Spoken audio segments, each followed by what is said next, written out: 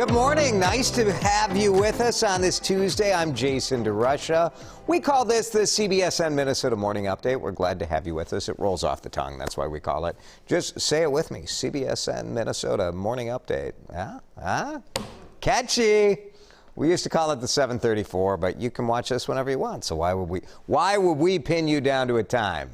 We don't believe in that. It's up to you. One thing not up to you today is the weather. And here it is. I think it's up to Riley. Riley makes it. I'm not sure how all this works, but here's the forecast for today.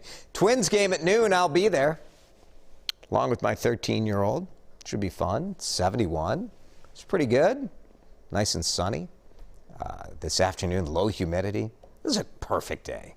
77. A little below average, right? But enjoy it because tomorrow it's going to be 90, right? Can I hit the thing? Hang on, I meant to have the 7-day for you guys. This is free. Usually we don't include the 7-day, and I can't do it. Look at that. I'm an absolute, I was going to go do it. Can I go do it? Hang on. Put up the thing. We're going to go do the thing. No? This is like the lowest rent operation in television. I apologize for this garbage, but look, I'm going to call it up. This is how this works. It's like, we've got the computer and me and Josh in here. That's it. And I'm supposed to be able to hit a button, and that comes up. See, I just wanted to show you it's going to be 90 tomorrow. I guess I could have just told you. We didn't really need the production, but I blame myself. I blame myself, and I apologize. So let's talk about this. Boy, the idea of having guilt for not doing a good enough job, I cannot relate, clearly, because look at what I'm doing on this thing today. But USA Today wrote about mom guilt. And Heather Brown and I talk about mom guilt a lot.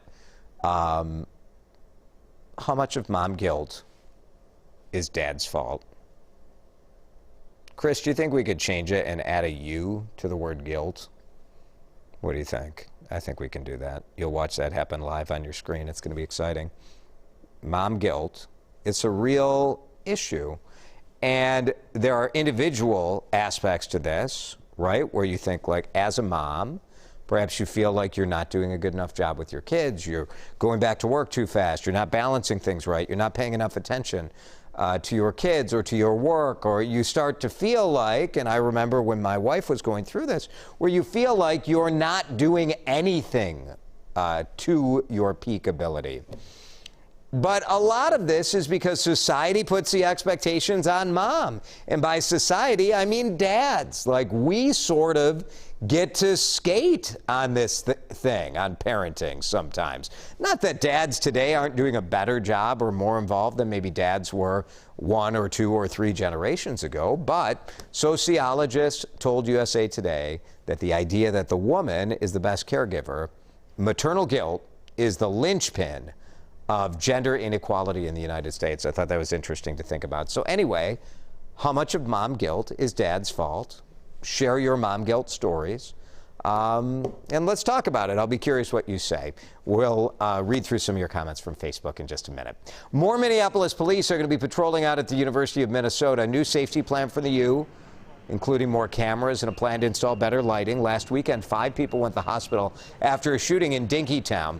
And the university says 3 of those victims are students. So university president trying to get the message out that they are addressing safety issues. How about this video? Metro grocery stores closed this morning after police say some kids lit a fireworks display on fire. And you can hear the fireworks going off inside the Egan Hy-Vee store. We've bleeped out the profanity because you better believe you'd be swearing as well if you saw this going down. Firefighters got there, and they were able to put it out before anybody got hurt. But boy, this could have torched the whole store.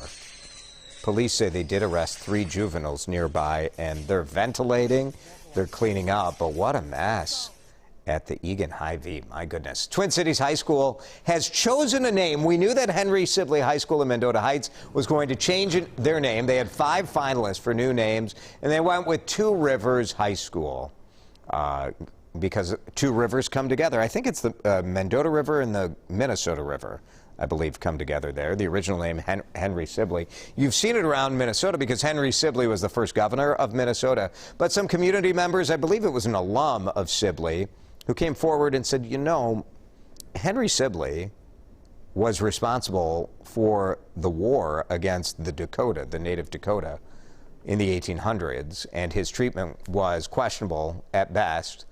And so taking that name off, you're not erasing the history of Henry Sibley, but you're not honoring him by having the school named after him. Two Rivers, the new name. Might be hard to get a table or at least get quick service at your favorite restaurant. Maybe you've seen some restaurants around the country saying they can't get enough people to work. We have had people hired over the last month. The state's saying 6,000 hospitality jobs were filled of the 1,500 or so people who were hired last month. But there are a lot more people needed, and restaurants are telling us that when people are showing up for jobs, here's the chef we want to show you from the Hewing Hotel, and he says, look, we're posting jobs. We've got more applicants than we were getting, but we have a decrease in people following through. Of 12 applicants last week, 9 didn't show up to the interview. Justin Sutherland tells us his St. Paul restaurants like Handsome Hog have had 50 no-shows, and the partner and chef of Pajarito St. Paul and 13 other regional restaurants like Lucky 13 say they're having even more trouble making hires. You know, out of 100 to 150 people that have applied that are looking for jobs that I set up interviews for, half a dozen to a dozen actually show up. So it's been pretty difficult too. So you've had hundreds of people ghost. Yeah, pretty much. We've had email conversations and, you know, phone calls, and then nothing. They just don't. I'm not sure what's going on. So a lot of question about what's going on, and we're talking to employers. I'd love to hear from people who are applying and ghosting and tell us what they're thinking. As far as getting your unemployment insurance in Minnesota, workers are required to be actively looking for jobs, and so you have to self-report. So state employment office said maybe that's part of it, where people are applying just to keep getting their benefits. But it's also possible people are applying to a number of jobs and taking one. They say job openings are back to what they were before COVID, but the workforce is obviously not. Researchers say birthday parties, big spreaders of COVID-19. This is new research out this morning. It was, this is not a huge surprise, right? Household birthday parties increased moderate to severe cases 31% last year in counties with high COVID transmission. In many cases, a diagnosis came about 2 weeks after a party. The study published in JAMA tracked health records from nearly 3 million U.S. households. But for all the sacrifices people made, sacrificing that family birthday party, that was tough for a lot of people, and then we did see the result of that. Some history in the NFL this morning. Las Vegas Raiders defensive end Carl Nassib announced he is gay, becoming the first active pro football player to do so. Just want to take a quick moment to say that I'm gay. I'm a pretty private person, so I hope you guys know that I'm really not doing this for attention. I just think that representation and visibility are so important. Nassib is 28 years old. He's played 5 years, 3 teams in the NFL. Also said he was donating $100,000 to the Trevor Project, which is a nonprofit seeking to prevent suicide among LGBTQ youth. NFL Commissioner Roger Goodell praised Nassib for courageously sharing his truth, adding that representation matters. And I like just the chill way he announced it. Like, hey, I just want to tell you this is the deal, and I want to be honest and be open because it's important for representation to be known that it's happening. So cool. Good stuff there. And what a great charitable donation. Minnesota filmmaker back at it again. Are we sick of these yet? I say no. When is Hollywood going to hire Jaybird Films, right? This is the Glen Sheen Mansion on Lake Superior in Duluth. Historic estate, beautiful, beautiful grounds. Focuses on life in the early 20th century. It's Jay Christensen of Jaybird Films. This is the drone. You know the bit, right? One long drone shot. Sometimes there are multiple takes because these actors, they mess up their line or say it at the wrong time or do the action at the wrong time. All dressed up in period costumes. So cool. We've seen this at Bryant Lake Bowl, Mall of America, the Mann Theaters in Plymouth. To watch the full drone tour of Glen Sheen, we've got it at WCCO.com/links. 4th of July fireworks. Getting harder to find community locations to go watch those fireworks shows. St. Paul, Minneapolis, Stillwater, all announced, nope, not doing it this year. So we looked into this. What's going on? Why are they canceling?